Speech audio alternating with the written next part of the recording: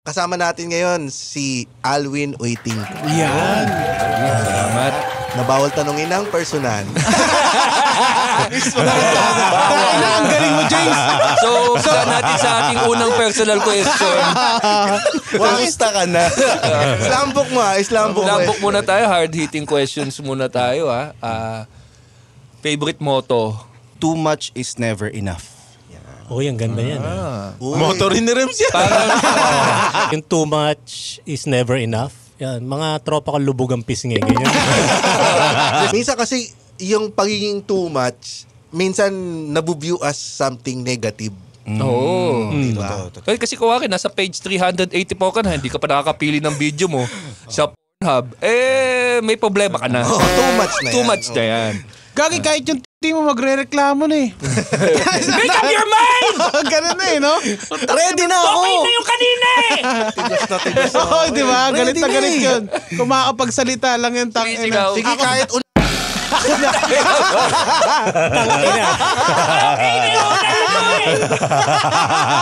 Halata.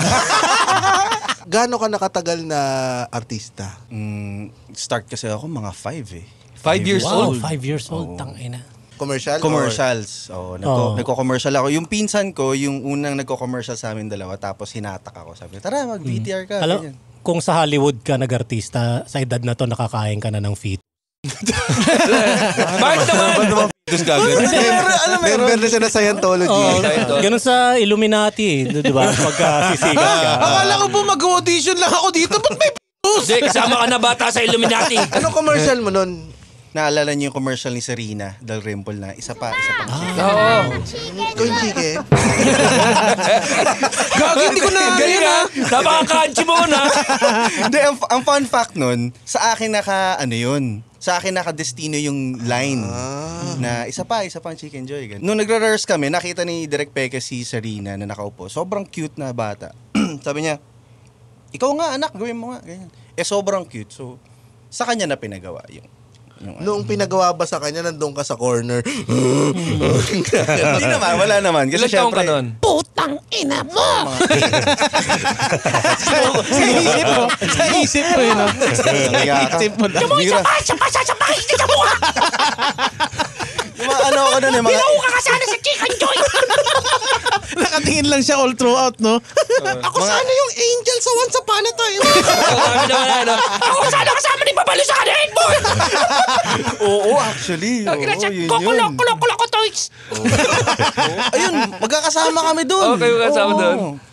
Yun na yung simula ng career ni Serena after that eh. Oo nga, no? Yung isa pa, yun lang nag-ano sa kanya, para sa kanya nga, no? After that, kinuha na siya ng ABS, tapos yun, nagkaroon na siya ng mga pelikula, tapos mga advertising, gano'n. Paano ako may tanong ako sa buhay niya as a 5-year-old growing up dun sa ganyan na agad yung eksena. Kamusta yung buhay mo as a child growing up dito sa showbiz? Oo. Natakot ka ba maging punggok? na hindi tumangkad, no? Lagi nga nila sinasabi yun. Sabi nila dahil daw sa ilaw, ganyan, lagi na mababad sa ilaw. Pero ako yung mulak lang naman ang... Diyan kami, si Aiza rin. Aiza. Charis kaya? O lahi na talaga nila? Baka maliit lang talaga siya. Dagul. Sa ilaw. Sa ilaw yun. Nung Sa araw natutulog. panahon ni Nino Mulak, sun lamp talaga yung gamit eh. Talaga nakakapunggok talaga eh.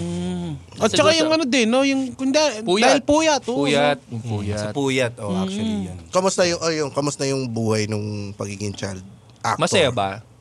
Masaya, lalo na para sa akin kasi gusto ko siya eh. Gusto ko siyang, para sa akin, playtime siya eh, yung pag nasa set. Okay.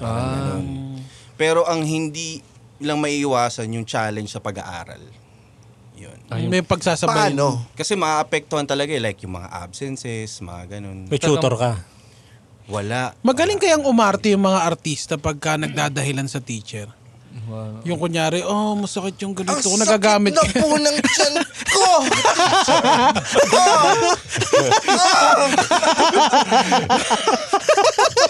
Nag-walling ka.